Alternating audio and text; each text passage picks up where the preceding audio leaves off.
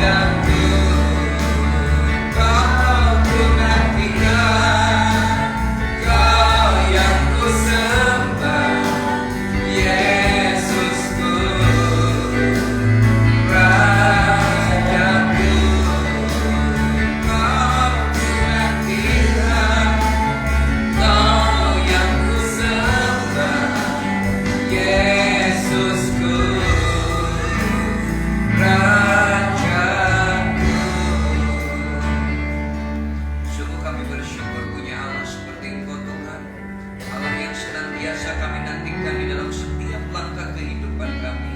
Bersyukur kalau hari ini kami ada di tempat ini, baik kami yang ada di Basecamp maupun yang hari ini menikmati live streaming di rumah dimanapun. Kami percaya hadirat Tuhan ada di tengah-tengah kami.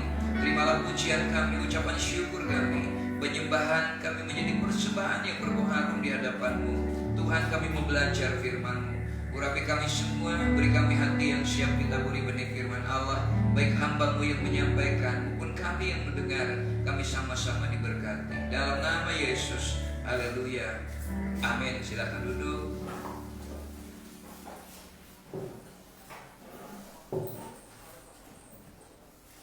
Baik, shalom, terima kasih dalam Tuhan. Hari ini kita sampai di minggu ketiga. Di bulan November ini kita tidak terasa beberapa waktu lagi kita akan menyelesaikan perjalanan di tahun 2020. Kita akan melewati yang seharusnya hari-hari ini sudah sibuk untuk mempersiapkan Paskah, Natal ya. Tapi kita tetap bergumul, kita belum tahu apa yang akan terjadi beberapa waktu ke depan. Hari ini kita akan belajar dengan tema firman Tuhan, masih dalam rangka untuk memberikan atau menikmati tema baru kita, nama yang baru, new name di Yesaya 62 ayat yang kedua. Minggu yang lalu kita belajar tentang bagaimana arti dari berserah. Tidak mudah untuk berserah, tidak mudah hanya sekedar izinkan atau Tuhan mengizinkan Tuhan bekerja. Harus ada penyerahan total di dalam kehidupan kita kepada Tuhan. Untuk itu hari ini kita akan belajar dengan tema pandanglah burung-burung di udara. Kita membaca dari Matius 6 ayat yang ke-26. Mari kita baca bersama-sama. 2, 3. Pandanglah burung-burung di langit yang tidak menabur dan tidak menuai dan tidak mengumpulkan bekal dalam lumbung, namun diberi makan oleh Bapakmu yang di sorga. Bukankah kamu jauh melebihi burung-burung itu? Bapak Ibu Saudara yang dikasih dalam Tuhan, kita sering begitu takut melepaskan genggaman di dalam hidup kita. Bukan berarti Tuhan tidak mau menolong kita, bukan berarti Tuhan tidak mau campur tangan di dalam kehidupan kita, tetapi karena kita sendiri yang selalu menggenggam, merasakan bahwa seolah-olah kita masih mampu untuk berkarya, masih mampu untuk melakukan, mampu untuk berpikir, sehingga selalu menggunakan kemampuannya dengan berpikir bahwa kalau saya melepaskannya, jangan-jangan nanti saya akan jatuh. Kalau saya benar-benar berserah kepada Tuhan, jangan-jangan nanti saya akan terpuruk di dalam hidup ini. Saudara yang dikasih di dalam Tuhan Yesus Kristus, minggu yang lalu kita belajar bagaimana seorang arkeolog yang berusaha dengan kekuatannya sendiri untuk terus mencari harta karun. Sampai di tempat yang paling dalam dia sudah tidak bisa naik ke atas. Dia hanya berdoa. Dia bisa berdoa, tetapi kepekaan rohaninya tertutup oleh egonya, ketakutannya, kekhawatirannya. Sehingga ketika dia diminta oleh Tuhan untuk turun, untuk melompat, dia tidak mampu. Sampai pada akhirnya dia merasa berserah, menyerah karena sudah tidak mampu berbuat apa-apa lagi. Dan dengan sendirinya dia melepaskan tangannya sambil berkata, ke dalam tanganmu ku serahkan nyawaku. Akhirnya ternyata tanah atau rantai dari sumur itu hanya tinggal beberapa senti saja. Saudara yang dikasih dalam Tuhan, kita sering menggenggam erat kekhawatiran, ketakutan, rasa stres, kegelisahan yang terus bertahan untuk kita menggagalkan kekuatannya sendiri. Kita lupa bahwa mengandalkan kekuatan kita itu bertentangan dengan keinginan Tuhan di dalam hidup kita. Coba kita baca di dalam Yeremia pasal 17 ayat 5 sampai ayat yang ke-8. Yeremia 17 ayat yang ke-5 sampai ke-8. Beginilah firman Tuhan. Terkutuklah orang yang mengandalkan manusia, yang mengandalkan kekuatannya sendiri, dan yang hatinya menjauh daripada Tuhan. Ia akan seperti semak bulus di padang belantara. Ia tidak akan mengalami datangnya keadaan baik. Ia akan tinggal di tanah angus di padang gurun, di negeri padang asing yang tidak berpenduduk. Sampai di sini, kita perhatikan. Orang yang mengandalkan kekuatannya sendiri katakan bertentangan. Terkutuklah orang yang mengandalkan kekuatannya sendiri, yang mengandalkan kemampuannya, yang mengandalkan dirinya, dia akan seperti orang yang atau seperti semak bulus yang penuh dengan kegersangan, tidak bisa menikmati kehidupannya, tidak bisa menikmati sukacitanya. Orang yang berpikir bahwa nanti saja sukacita, kalau semuanya sudah bisa memiliki, baru saya akan menikmati sukacita, baru kita akan bersyukur. Dia sepanjang hidupnya tidak pernah bisa menikmati dalam kesendirian. Ada begitu banyak orang dia gelisah, merasa sepi, merasa sendiri, sudah memiliki semuanya, dia tetap tidak menikmati. Kenapa? Karena dia bersandar kepada kekuatannya sendiri. Lanjut firman-Nya itu. Diberkatilah orang yang mengandalkan Tuhan, yang menaruh harapannya pada Tuhan.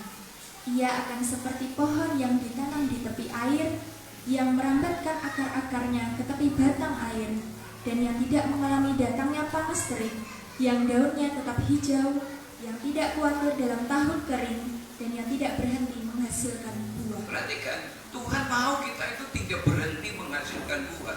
Tetapi berapa banyak orang yang lebih percaya kepada skenario iblis, skenario dari musuh kita yang rindu untuk menggagalkan kita, supaya kita mencengkeram erat kekhawatiran tentang kesehatan kita, kekhawatiran tentang keuangan kita, kekhawatiran tentang keluarga kita, dan skenario terburuk lainnya yang akan kita tempatkan di depan. Kalau saya melakukan ini, saya takut seperti ini. Kalau saya melakukan seperti ini, jangan-jangan nanti begini.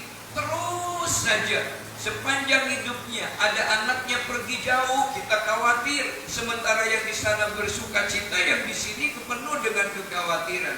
Ada menghadapi besok, akan menghadapi tindakan mungkin dokter, takutnya luar biasa. Ternyata apa yang dihadapi tidak seperti stresnya ketika sebelum menghadapinya. Saudara dikasih di dalam Tuhan, dalam kondisi seperti ini Tuhan ingin mengajarkan kepada kita saat berserah dan melepaskan kekhawatiran itu kepadanya, maka Dia akan menopang kita. Berbahagialah, diberkatilah orang yang mengandalkan Tuhan, kata Tuhan. Dia akan seperti pohon yang ditanam di tepi aliran air. Kenapa pohon ditanam di tepi aliran air? Mungkin awalnya tidak subur, tetapi karena dia sampai mata airnya, dia akan mengalami satu pertumbuhan yang luar biasa. Di rumah menanam pohon ara yang berbeda dari pohon ara yang ada, yang sehari-hari ini, yang kuatin, yang kecil daunnya. Di pot, setiap muncul daun dua, maka yang dua di bawahnya dia rontok. Saya berpikir dulu, masa sih pohon itu daunnya hanya cuma dua saja terus. Tapi ternyata begitu polybagnya dilepas dan dimasukkan ke dalam tanah, ternyata berbeda. Kenapa? Dia masuk ke dalam terus, bisa menikmati saluran air, sumber air. Sekarang orang pada datang ke rumah, kenapa ini pohon jati atau pohon apa? Daunnya lebar-lebar. Dikatakan ini pohon ara.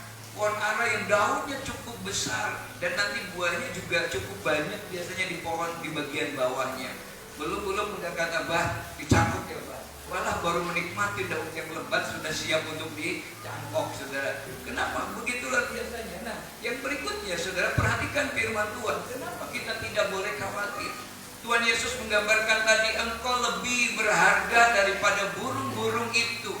Kalau burung saja dipelihara, dia yang tidak menanam, tidak menuai, tidak punya lumbung dipelihara, kata Tuhan, kenapa kita? Perhatikan firman Tuhan, barang siapa percaya kepada Dia, ia tidak akan dipermalukan. Kata percaya di situ bukan hanya sekedar berarti percaya saja. Barang siapa melekat kepada Dia, barang siapa bersandar kepada Dia, Tuhan bilang tidak akan pernah dipermalukan. Jadi kalau kita melihat kepada situasi sekeliling kita, mungkin kita bisa stres, kita bisa semakin terpuruk. Kenapa? Jangan-jangan nanti akan begini. Tapi Tuhan katakan sepanjang kita percaya, mempercayai Tuhan di dalam segenap hidup kita, dan kita bersandar kepada Tuhan, berserah kepada Allah. Firman Tuhan mengatakan, Roma 10 ayat 11 mengatakan, tidak akan dipermalukan. Ini satu janji Tuhan yang begitu luar biasa bagi kita. Suatu kali ketika sampai Tuhan izinkan ke tanah perjanjian, dibawa oleh pemimpin rombongan bersama-sama ke Bukit Sabda Bahagia. Ini adalah tentang bagaimana Tuhan mengajarkan berbahagialah, berbahagialah khotbah di bukit. Kalau itu judul perikop di dalam firman Tuhan, Alkitab memberinya judulnya khotbah di bukit. Dan salah satu ucapan Tuhan Yesus di Sabda Bahagia itu adalah ada di dalam Matius 6 ayat yang ke-25. Firman Tuhan berkata, Yesus berkata, "Karena itu aku berkata kepadamu, janganlah khawatir akan hidupmu, akan apa yang hendak kamu makan dan atau minum. Dan janganlah khawatir pula akan tubuhmu, akan apa yang hendak kamu pakai. Bukankah hidup itu lebih penting daripada makanan, dan tubuh itu lebih penting daripada pakaian?" Saudara yang dikasih di dalam Tuhan, Tuhan bilang jangan khawatir tentang apapun juga. Dengan akan kamu makan, akan kamu pakai, tentang hidup kita. Ini sebelum Yesus berbicara membandingkan kita dengan burung-burung di udara. Sebelumnya Tuhan katakan berbahagia, begitu kita di dalam Tuhan. Tuhan menggambarkan sesuatu yang luar biasa, karena bagi orang Yahudi ilustrasi itu tidak menjadi sulit. Kenapa? Karena Bapak beriman kita, Bapak Abraham juga diberikan ilustrasi. Ketika dia berada dalam kebimbangan menantikan janji Tuhan, malam hari Tuhan bawa ke padang gurun untuk melihat bintang di langit. Keluar tendanya, lihat berapa bintang di langit. Bisa menghitung enggak? Segitu banyak nanti keturunanmu. Tapi malam ada bintang, siang tidak ada bintang. Tuhan katakan, ayo keluar, lihat apa yang kamu lihat, pasir. Tahukah berapa jumlahnya? Tidak, segitu banyak jumlahnya keturunanmu. Dan Abraham menjadi percaya. Sebelum sampai berbicara membandingkan kita dengan burung-burung di udara, Tuhan katakan jangan kamu khawatir. Kenapa? Karena begitu banyak yang khawatir akan hidupnya, khawatir akan masa depannya, khawatir untuk menghadapi situasi yang akan datang. Berapa banyak hari-hari ini orang yang hidupnya dipenuhi dengan kekhawatiran. Berjumpa dengan orang khawatir, tidak berjumpa juga khawatir, mau beli sesuatu saja menjadi khawatir.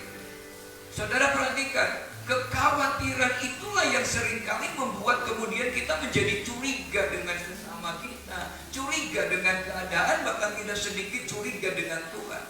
Berapa banyak orang kalau bertentangan dengan tuntunan yang Tuhan berikan, jangan kamu khawatir, tetapi sering kita membaca firman Tuhan ini dengan versi kita sendiri. Kalau Yesus bilang jangan kamu khawatir, kita sering mengartikan, menulis firman itu dengan kriteria kita sendiri. Bunyinya begini mungkin, karena itu saya berkata kepada diri sendiri, khawatirlah akan hidupmu, akan apa yang hendak kamu makan atau minum. Dan khawatirlah pula akan tubuhmu, akan apa yang hendak kamu pakai. Hidup itu hanya tentang makanan dan pakaian. Kalau kamu tidak khawatir, maka tidak sesuatu pun yang akan terjadi. Orang berpikir karena kita khawatir, maka kemudian kita berusaha. Saudara yang dikasih di dalam Tuhan, ini adalah satu pemahaman yang keliru yang sekali muncul. Tuhan katakan jangan khawatir, tapi kitanya tetap khawatir. Ada orang jangan khawatir tentang makanan, tapi ada orang katakan, aduh takut kalau makan ini nanti bahaya. Saya jalan-jalan ke tetangga, lihat daun kencur subur banget. Saya bilang, Om, daun kencurnya boleh dipetik nggak? Boleh Pak Dek. Ambil gitu ya, lalu dimakan, langsung dicuci, terus dimakan di situ. Pak Dek nggak takut sakit perut? Saya bilang, saya tidak makan penyakit. Yang saya makan itu adalah daun kencur, tapi dicucinya pakai air mentah. Tidak apa-apa. Ini kan air bersih. Sudah perhatikan, orang mau makan saja sudah khawatir. Yang saya takut khawatirkan itu sebenarnya bukan masalah makanannya. Kalau daun kencur yang masih pendek, daunnya diambil terus, kapan kencurnya bisa tinggi? Itu kan khawatir di situ. Saudara perhatikan, berapa banyak mau makan ini takut, mau makan itu takut. Begitu makan belum sempat vitaminnya bisa mengolah, makanannya bisa hancur, orang sudah takut dulu, stres dulu. Nah saudara perhatikan, apa yang kita genggam? Apakah hari ini kita menggenggam kekhawatiran? Mari kita belajar untuk berserah kepada Tuhan. Mungkin kita berpikir, apakah ini urusan saya? Atau ini urusan Tuhan? Hari ini kita mempercaya, aku berserah dan mengizinkan Engkau bekerja di dalam hidupku. Yesus mengatakan, pandanglah burung-burung di langit. Saudara perhatikan firman ini ayat 26 tadi. Di hadapan ribuan orang, pada waktu itu Yesus khotbah, dia sudah mengkhotbahkan bercerita tentang Matius pasal yang kelima, pasal yang keenam tentang doa. Tiba-tiba Yesus menunjuk ke udara ketika burung-burung sedang berterbangan. Yesus bilang, pandanglah burung-burung di langit. Ini merupakan satu ilustrasi hidup supaya orang-orang yang mendengar khotbah Tuhan pada waktu itu, yang membaca firman Tuhan pada waktu itu dan sekarang, yang menikmati Tuhan di dalam hidupnya, belajar untuk melihat ilustrasi ini. Pandang burung-burung di udara, kata Tuhan, supaya kita belajar menghidupi hidup ini seperti burung yang di udara, supaya kita belajar untuk menghidupinya bersama dengan Tuhan. Tuhan sedang mengajarkan, lihat burung-burung di udara, dia berhidup dengan penuh kebebasan tanpa beban di dalam hidupnya. Kita belum pernah melihat ada burung sedang melamun. Ada nggak burung sedang melamun? Ya, burung itu kalau bunyi saja, bunyinya jelek pun dikatakan dia sedang bernyanyi. Bahkan burung yang suaranya paling jelek pun, waktu saya masa SD, diajarinya bahwa burung itu suaranya paling merdu. Burung apa yang suaranya paling merdu? Burung hantu. Iya kan? Kata dulu kalau ku nyanyi, ku dengar burung hantu, suaranya merdu. Bunyinya apa? Nah, bunyi kuku kok merdu ya. Di tempat saya juga yang namanya burung kutilang, cangkurileng itu bunyinya gak begitu. Tapi guru mengajarkannya, burung kutilang bernyanyi, bunyinya apa? Trililil, lililililil. Saudara perhatikan, mereka tanpa beban. Walaupun burung putar-pelung yang suaranya menyedihkan pun katanya itu sedang bernyanyi. Dia tanpa beban, dia punya kebebasan di dalam hidup. Dia sedang menunjukkan hidup tanpa kekhawatiran. Apakah burung pernah menabur? Tidak. Apakah burung pernah menuai? Tidak. Apakah dia punya lumbung? Tidak. Tapi dia tetap menikmati kebebasan. Dan Yesus bilang, engkau lebih berharga dari burung itu di hadapan Tuhan. Engkau lebih bernilai dari burung itu. Kalau burung-burung itu saja Tuhan pelihara, kenapa kita yang lebih bernilai di hadapan Tuhan kok masih khawatir tentang hidup ini? Tuhan sedang mengajarkan, ayo kamu seperti burung itu yang bebas tanpa beban. Dia bisa bersuka cita, dia bisa hinggap dari satu tempat ke tempat yang lain dengan penuh keceriaan. Ayo kita nikmati hidup ini bersama dengan Tuhan. Jangan kemudian membuka terhadap suara-suara yang melemahkan, yang membuat kita tidak nyaman. Orang-orang Yahudi pada waktu itu tahu betul bahwa di alam liar itu jarang burung mati kelaparan. Sekarang pun jarang burung mati kelaparan. Justru burung yang di dalam sangkar lah yang kadang-kadang mati kelaparan. Ya, makanya juga sampai ada lagunya, wahai kau burung dalam sangkar. Kenapa? Karena kalau lupa memberi makan pada Joko, lupa memberi makan, besoknya udah gak bunyi untuk selamanya. Itulah di dalam sangkar. Saudara perhatikan, kenapa? Dulu yang namanya burung gak kayak sekarang. Gak burung jangan yang ini, mau terbang aja takut kok.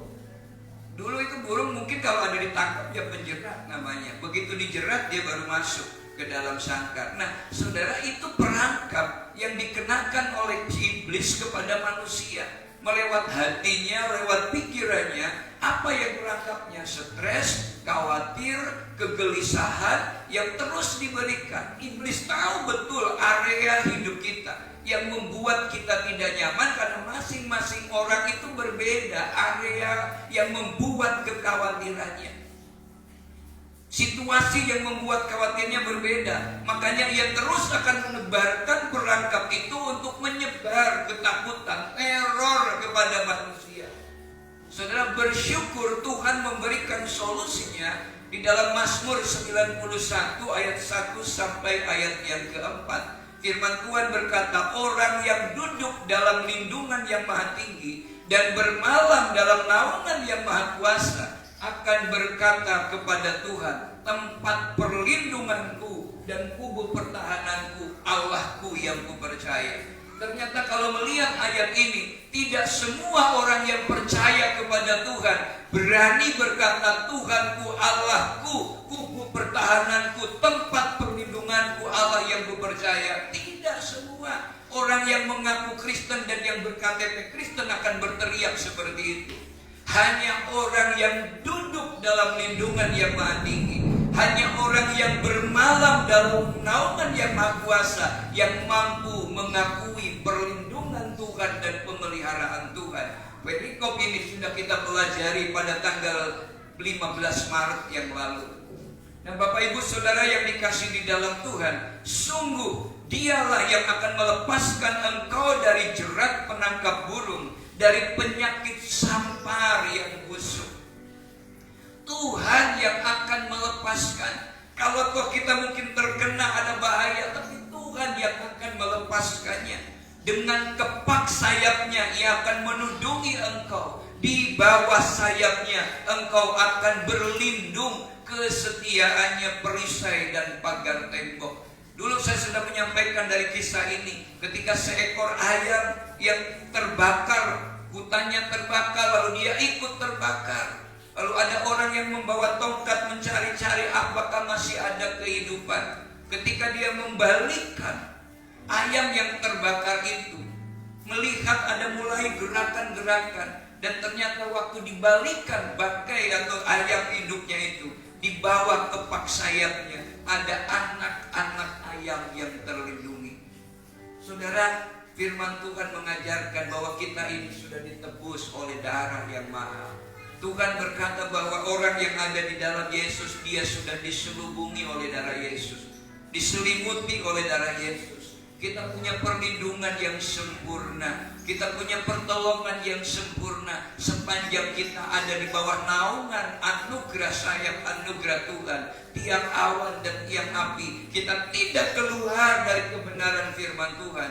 Tuhan kita adalah Tuhan yang selalu melindungi kita.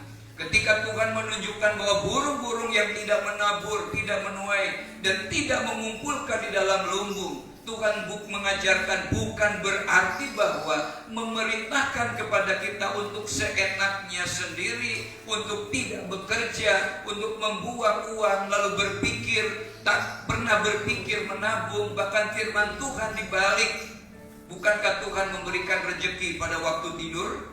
Makanya kalau mau dapat rezeki, tidur saja gitu ya. Saudara, bukan begitu. Karena firman Tuhan juga sedang menegaskan kepada kita, kita ini dipanggil untuk rajin. Belajarlah kepada semut. Kalau kita belajar dari Amsal 10 ayat yang keempat. Amsal 10 ayat yang keempat. Amsal 10 ayat keempat, demikian firman Tuhan. Tangan yang lambat membuat miskin, tetapi tangan orang rajin menjadikan kaya. Apa? Tangan yang lambat membuat miskin. Tangan yang malas membuat miskin, tetapi tangan yang rajin menjadikan kaya. Amsal 21 ayat yang kelima. Amsal 21 ayat yang kelima, demikian firman Tuhan. Rancangan orang rajin semata-mata mendatangkan kelimpahan, tetapi setiap orang yang tergesa-gesa hanya akan mengalami kekurangan. Nah, orang yang rajin itu rancangannya mendatangkan berkah. Tapi orang yang malas terus selalu berangan-angan terlalu tinggi. Pokoknya besok saya akan begini, besok akan begitu, tapi tidak pernah bertindak apa-apa. Dia lupa besok, dia lupa Tuhan katakan setia terhadap perkara yang kecil. Pengkhotbah menyebutkan segala sesuatu yang dijumpai tanganmu untuk dikerjakan, kerjakanlah itu dengan sekuat tenaga. Tuhan menghendaki kita tekun bekerja. Tuhan menghendaki kita untuk rajin, tetapi tidak boleh merasa tertekan karenanya. Kenapa? Karena bukan pekerjaan yang memelihara kita, bukan pekerjaan yang membuat kita kaya, bukan pekerjaan yang membuat kita sukses. Tapi kata firman Tuhan, berkat Tuhanlah yang menjadikan kaya. Bapa di sorga yang memberi makan burung-burung di udara, Dialah yang juga sanggup menjadi sumber hidup dan pemelihara kita. Ketika Yesus berkata, lihat burung-burung di udara, Allah sedang menunjukkan kepada kita kalau burung di udara juga dipelihara, terlebih kita ketika kita berserah, ketika kita bekerja, maka kita percaya burung yang tidak pernah menabur, burung yang tidak pernah menuai, burung yang tidak pernah mengumpulkan saja Allah pelihara. Apalagi kita yang rajin menabur, yang rajin menuai, yang rajin menabung, yang rajin bekerja. Perhatikan burung di udara, engkau lebih lagi pasti akan diberkati oleh Tuhan. Yang berikutnya saudara, Tuhan akan menyediakan bagi kita. Ketika dia mengajar di Bukit Bahagia, Yesus memberikan, tadi katakan bahwa orang banyak melihat burung yang terbang. Tetapi ada kalimat yang menarik dari firman itu, diberi makan oleh Bapakmu yang di sorga. Saya tertarik dengan kalimat ini. Selama ini Yesus kalau katakan Bapakku dan aku itu satu. Tapi sekarang dalam pengajaran itu Yesus mengajarkan bukan Bapakku tetapi Bapakku yang di sorga. Saudara perhatikan di sini. Mari kita renungkan di balik katamu, bukan kataku, bukan Bapakku tetapi Bapakmu. Bagi orang Yahudi sebenarnya mereka ketika dia memanggil Tuhan dengan sebutan Bapa itu ganjil, aneh. Ya. Sebab orang Yahudi mengenal Allah itu dengan Elohim, dengan Yahweh, YHWH. Sementara mereka tidak berani memanggil Allahnya dengan Yahweh, tidak berani menyebutnya Elohim. Mereka berani menyebutnya dengan Adonai. Kenapa? Karena Allahnya itu jauh sekali, Allah transenden yang tidak mungkin terjangkau oleh manusia yang penuh dengan dosa dan kelemahan. Maka mereka menyebutnya Adonai. Tapi Yesus sedang mengajarkan, begitu Yesus lahir ke dunia saja, orang sudah disebutkan dan mereka akan menamakan dia Immanuel, artinya Allah beserta dengan kita. Dan ketika Yesus mengajar, ketika Yohanes menulis firman Tuhan menyebutkan bahwa barang siapa menerimanya, diberinya kuasa untuk menjadi anak-anak Allah. Yesus sedang merombak tradisi Allah yang transenden itu dengan menjadi Allah yang imanen. Dia memang transenden, dia yang maha kuasa, dia maha tinggi, maha dari segalanya. Tetapi dia juga adalah Allah imanen, Allah yang dwell in, tinggal diam di dalam kehidupan kita. Yesus sedang mengajarkan bahwa pribadi yang maha kuasa itu, dia adalah sebagai Bapa yang penuh kasih sayang, Bapa yang penuh perhatian. Maka dia berkata, Bapakmu yang memberi makan. Terlebih lagi engkau, burung saja diberi makan oleh Bapakmu, apalagi kita. Yesus sedang mengajarkan, bukankah kamu jauh melebihi burung-burung itu, kata Tuhan. Kepada kita firman Tuhan menegaskan bahwa Allah adalah Bapa kita. Makanya kita berhak memanggil ya Abba, ya Bapa. Lebih dari itu, sebagaimana diajarkan, jangankan Bapa sorgawi, Bapa duniawi saja pasti terus akan merindukan masa depan anak-anaknya, mempersiapkan ke depan anak-anaknya. Sebelum lahir orang tua sudah mempersiapkan di mana nanti ada tempat kamarnya, tempat untuk tempat tidurnya, bahkan jauh hari sudah mempersiapkan nama bagi anak-anaknya. Kenapa? Merupakan satu doa, jangan sampai anaknya nanti seperti yang tidak baik. Makanya dia berdoa waktu syukuran pun, semoga anak ini menjadi anak yang berkenan kepada Tuhan, berguna bagi nusa, bangsa dan agama. Allah yang maha kuasa, sekaligus dia Bapa kita, dia mengasihi dan penuh perhatian kepada kita. Kenapa Tuhan begitu respect dengan kita? Karena Tuhan menghargai kita. Saudara, di dalam Roma 8 ayat 32 berkata, ia tidak menyayangkan anaknya sendiri, tetapi yang menyerahkannya bagi kita semua. Bagaimanakah mungkin dia tidak mengaruniakan segala sesuatu itu bersama-sama dengan dia? Saudara, kita ini ditebus oleh darah Yesus. Allah tidak menyayangkan anaknya untuk menebus kita. untuk menyelamatkan kita.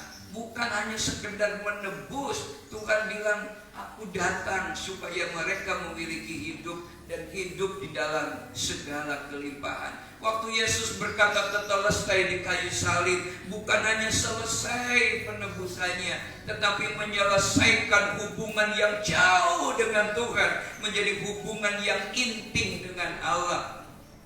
Anak bungsu tidak pernah meminta jauh dari bapaknya, meminta lebih banyak. Dia hanya meminta, Bapa, jadikan aku salah seorang dari budaknya Bapa. Tetapi karena tahu itu anaknya, bapaknya peluk dia, bapaknya berikan hak sebagai anaknya. Bahkan Tuhan juga berkata bagi kita, apa yang tidak pernah didengar oleh telinga, apa yang belum pernah timbul dalam pikiran kita, apa yang belum pernah dilihat oleh mata, Tuhan sediakan bagi orang yang mengasihi kita, bagi orang yang sayang kepada Tuhan, bagi orang yang mampu menghargai Tuhan di dalam hidupnya. Yesus menebus kita dengan darahnya. Sebesar itulah Bapa menilai dan mengasihi kita. Allah tidak hanya memberikan pengampunan dan keselamatan, tetapi juga kesehatan, damai sejahtera, keutuhan, dan kejernihan pikiran kita. Yang kedua, kenapa Tuhan begitu respect kepada kita? Karena Tuhan mengasihi kita. Saudara perhatikan firman Tuhan. Bukankah burung pipit dijual 2 ekor seduit? Burung pipit itu burung yang tidak berharga, makanya harganya 2 ekor seduit. Artinya murah banget kan? Beli 1 dapat 2. Murah sekali. Namun seekor pun daripadanya tidak akan jatuh ke bumi di luar kehendak Bapakmu. Kata firman Tuhan, dan kamu, ini lalu menuju ke kita, rambut kepalamu pun terhitung semuanya. Sebab itu janganlah kamu takut, karena kamu lebih berharga daripada banyak burung pipit itu. 2 duit 1 ekor, tapi kamu lebih berharga dari begitu banyak burung pipit. Kata firman Tuhan, begitu mengasihi kita. Kasih Tuhan kepada kita itu tidak bersifat umum, tetapi sangat personal. Bagi orang yang mengasihi dia, bagi orang yang mencintai dia. Dan Tuhan mengasihi kita bukan hanya dengan perkara-perkara yang besar, tetapi juga dia mengasihi begitu rinci dan detail di setiap aktivitas harian kehidupan kita. Makanya Tuhan bilang, kesusahan sehari cukuplah untuk sehari. Jangan membiarkan hidup kita terbawa oleh masa lalu dan tidak bisa menikmati masa kini. Saudara yang dikasih dalam Tuhan, karena batas pengetahuan kita terbatas, seringkali dibalik semua yang tidak menyenangkan, Allah sedang memperlihatkan sesuatu yang berharga, sesuatu yang indah bagi kita yang mengasihi Tuhan. Yang terakhir, kenapa kita tidak bisa menikmati berkat Tuhan? Karena seringkali kita hidup di masa lalu. Pengalaman masa lalu membuat kita tidak bisa bergerak hari ini. Pengalaman masa lalu membuat kita tidak bisa menikmati hidup hari ini. Berapa banyak orang yang masih menyimpan kepahitan, menyimpan kecemasan, menyimpan pengalaman gagal di masa lalu, membuat kita tidak bisa bergerak di masa yang sekarang, apalagi untuk mencapai masa depan yang lebih baik. Tingkat kekhawatiran kita terhadap pemeliharaan Tuhan berkaitan langsung dengan tingkat keyakinan seberapa besar kita dikasihi dan dihargai oleh Bapa Sorgawi. Abraham sudah hampir 100 tahun, Sarah sudah hampir 90 tahun, tetapi kata firman Tuhan terhadap janji Allah, dia tidak pernah tidak mempercayainya. Bagaimana dengan kehidupan kita? Kita tidak dapat melepaskan semua kekhawatiran, mungkin karena kita sulit untuk mempercayai bahwa Tuhan menopang kita.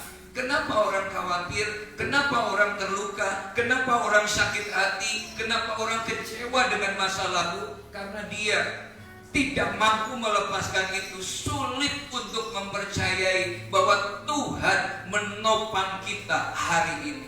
Allah bukan hanya Allah yang masa lalu saja, tetapi Allah adalah Allah yang masa kini, Allah yang menopang sampai ke masa yang akan datang. Dan itu pergumulan kita. Saudara, mari kita mau belajar hari ini. Anak kecil lebih mudah mempercayai bapaknya. Ketika bapaknya belum ada uang, Pak, tolong dong belikan sepeda besok nah kalau ada uang. Wah, ayam banget.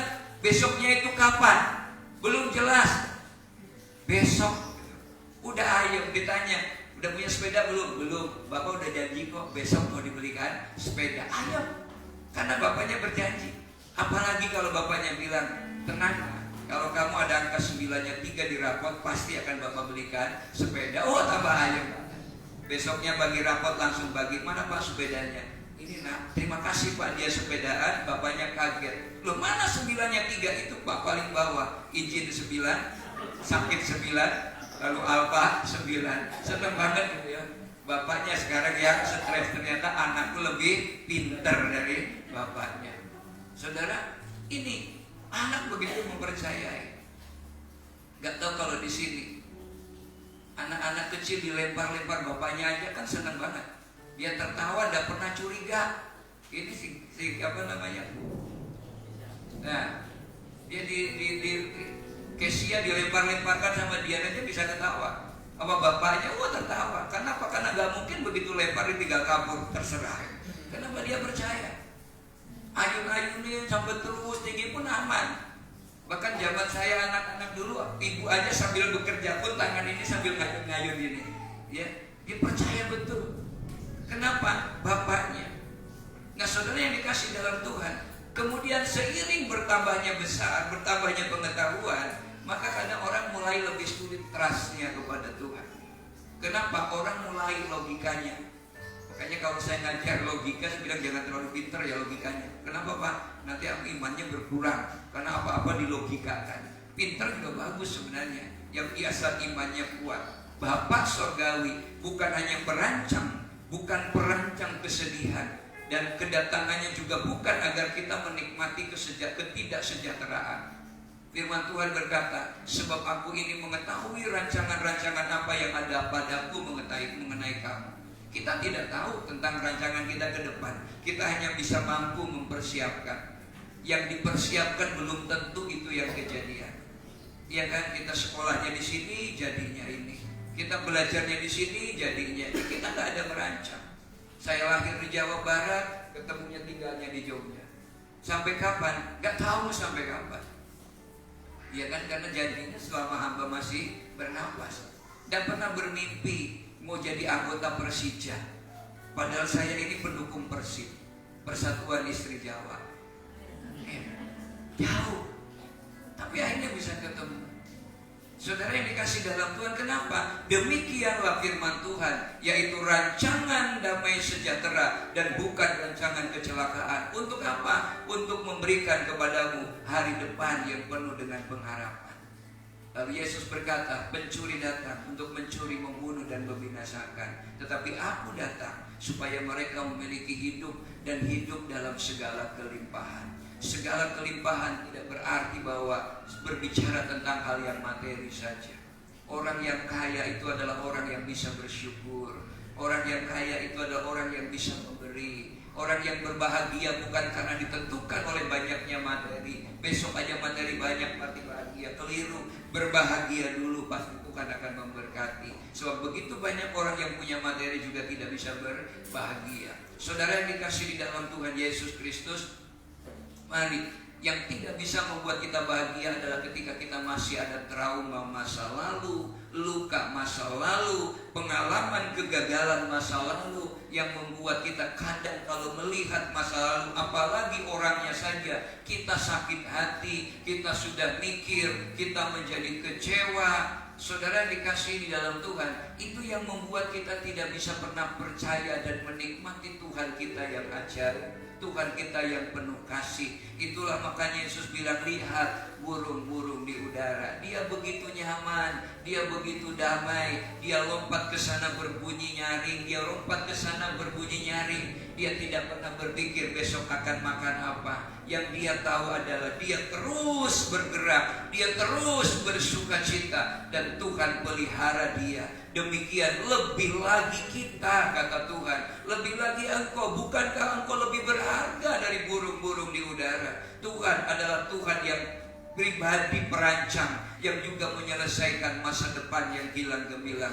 Mari saudara, hari ini kita mau menyerahkan segala ketakutan kita kepada Bapa di sorga, dan percayalah bahwa Tuhan memelihara kita. Selamat menikmati status baru. Firman Tuhan menyebutkan, maka bangsa-bangsa akan melihat kebenaranmu, dan semua raja akan melihat kemuliaanmu, dan orang akan menyebut engkau dengan nama baru yang akan ditentukan oleh Tuhan sendiri. Nama baru Tuhan mau sebutkan. Apakah nama baru itu hanya berupa sebutan? Oh, dia ternyata sekarang menjadi orang yang sabar.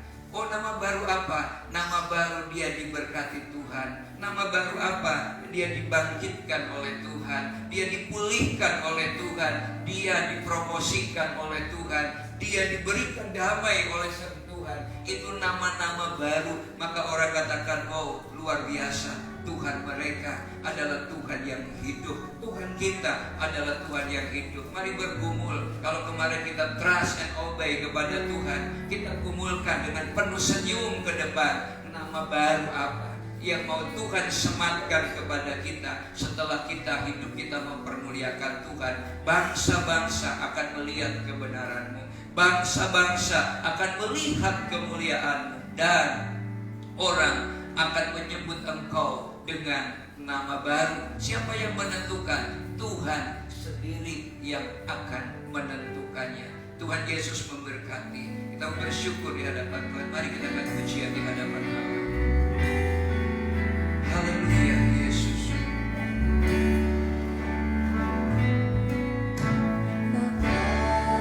Surgawi, ajarku mengenal betapa dalamnya kasih Bapa surgawi. Bapa surgawi, buatku mengerti betapa kasih-Mu padaku. Semua yang terjadi di dalam hidupku, ajarku menyadari Kau selalu sertaku. Beri hatiku selalu bersyukur padamu, karena rencana-Mu indah bagiku. Mari kita bangkitkan ini bersama-sama. Kita nyanyikan pujian ini. Amin Tuhan, ajar kami mengenal betapa dalamnya kasih. Amin Yesus. Bapa surgawi, buatku mengerti betapa kasih-Mu padaku. Sungguh-sungguh katakan semua yang terjadi. Amin Tuhan, di dalam hidupku, ajarku menyadari Kau selalu sertaku. Beri hatiku selalu bersyukur padamu, karena rencana-Mu indah bagiku. Semua yang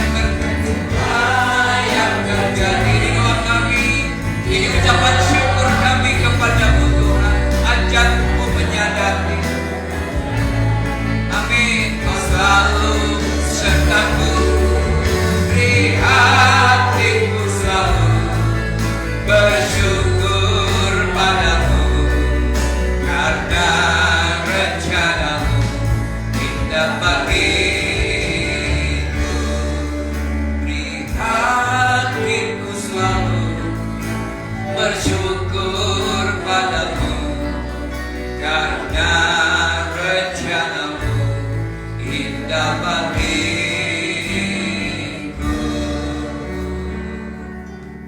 Bapak, kami percaya kepada-Mu. Tidak ada rancangan kecelakaan bagi kami. Yang ada adalah rancangan damai sejahtera. Masa depanmu bagiku adalah masa depan yang penuh dengan pengharapan. Engkau datang supaya kami memiliki hidup dan kami menikmati hidup itu dalam segala kelimpahan. Seringkali iblislah yang mencuri sukacita kami. Iblislah yang menggagalkan sukacita itu dengan membelenggu kami dengan jerat kekhawatiran, jerat stres, jerat ketakutan, jerat kegelisahan di dalam hidup ini. Bahkan jerat luka masa lalu yang terus diingatkan kembali. Kami lupa bahwa kami sudah dibasuh oleh darah Yesus. Kami lupa bahwa semua dosa dan kesalahan kami sudah dilemparkan ke dalam tubir laut. Kami lupa bahwa kami adalah orang yang merdeka di dalam Tuhan. Hari ini Tuhan kami dimerdekakan kembali.